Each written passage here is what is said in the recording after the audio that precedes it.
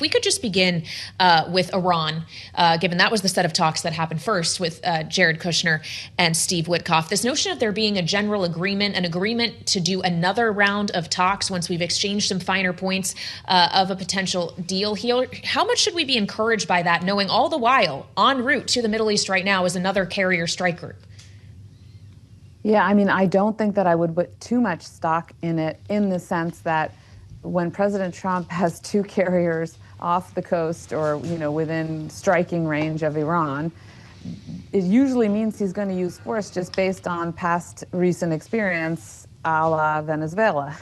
So I think that President Trump is pretty much leaning towards using force. The Iranians don't want him to use force. So of course they've agreed to some kind of framework. But I'm not sure that we should be encouraged that the end is in sight, because the Iranians were pretty dug in about limiting the agenda to nuclear, whereas we were pretty adamant that the missiles should also be included. And of course, it has immediate implications for the potential use of force. You can see the Iranians saying, well, if you're going to strike us, we want to have a capability to defend ourselves.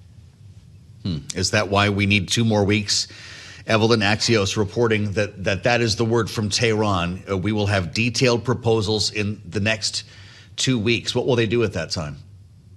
Yeah, I mean, they're clearly trying to make sure that the carrier, battle group can't be utilized or at least to try to put pressure on the White House not to use force before the 2 weeks are up. And we know that the second carrier will be in place at the end of this week. So President Trump is not going to want to wait 2 weeks. And so it just, again, it puts pressure on the White House. Now, what is the White House going to do? Because use of force is not something that's widely popular inside the United States, and certainly not inside of MAGA. And so if it's President Trump, if he's seen as preemptively using force when the Iranians seem to be willing to negotiate, that's a little bit of a political problem potentially for the White House.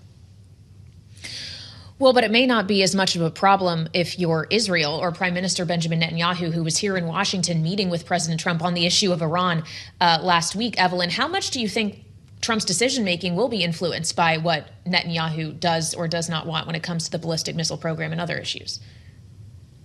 Yeah, it's interesting. I'm not sure what the answer to that question is, because we know that, Prime Minister Netanyahu has been trying to, put pressure on President Trump to use force, I think. And then at the same time, the Gulf allies have been pressuring President Trump not to use force.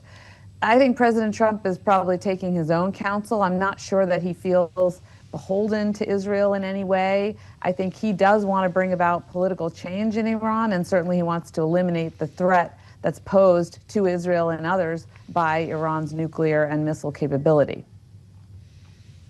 Let's turn to Ukraine for a moment, Evelyn. Are you encouraged by what you're hearing, or are you concerned that the president is turning on Volodymyr Zelensky once again? Yeah, I mean, this is the same dynamic, Joe, over and over again we see, where President Trump is verbally pressuring Ukraine. Ukraine has already compromised with itself, in effect, through all the negotiations the White House has held, the meetings the White House has held with Ukraine to get them to a position, the most minimal position that they could accept.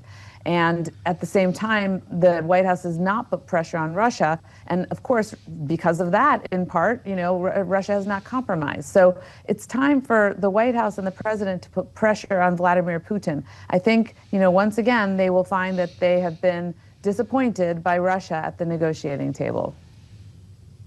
Pressure in what form, Evelyn? What would actually be effective in getting Putin to change his mind around a war that he is now been pursuing relentlessly for 4 years next week? Right. The first step is putting, basically signing the sanctions legislation that I understand. I was in Munich at the security conference this past weekend with Senator Graham. He's feeling really good about his bill, the Graham-Blumenthal sanctions bill, being put on the floor of the Senate for a vote. Obviously, we know that the House also would have to have a comparable bill. We know that there are the votes to get it passed, to get it on the desk of President Trump, and it's so high on the Senate side that the president can't veto it. So that would give him a real, card, if you will, that he can use against Putin to say, we're now sanctioning your oil and gas, and we're putting secondary sanctions. We're putting sanctions on those countries that buy your oil and gas, and that will hurt Putin because he's already having to draw down his foreign reserves in order to keep this war going. That's one. And then, of course, providing more assistance to Ukraine, more military assistance, getting more of those shadow tankers off the high seas. There are many things that we could be doing to put pressure on Russia. I'm sure this is part of your discussions in Munich.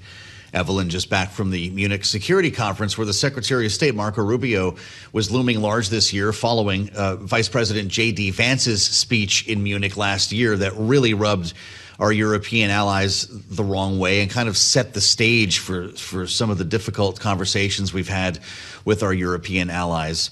John Micklethwaite, our editor-in-chief here at Bloomberg, sat down with Secretary Rubio to talk about his approach. Here's what he said. The Vice President said last year very clearly was that Europe had made a series of decisions internally that were threatening to the alliance and ultimately to themselves, not because we hate Europe or we don't like Europeans, but because what is it that we fight for? What is it that binds us together?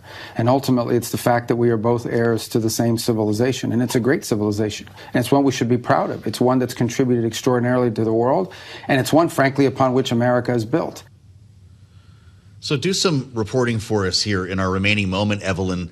What was the feel on the ground? Was Secretary Rubio looked at as the good cop to J.D. Vance's bad cop?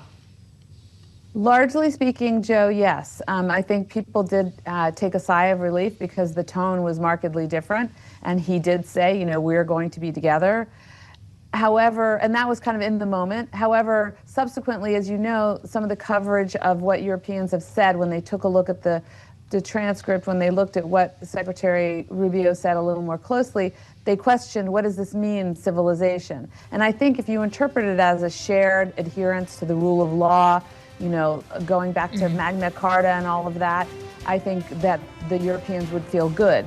If it means something more, akin to a kind of white colonial interpretation of our history, then people feel a little less reassured. But overall, I would say the feeling was Evelyn positive. Farkas at the McCain Institute. Megan, thank you. This is Bloomberg.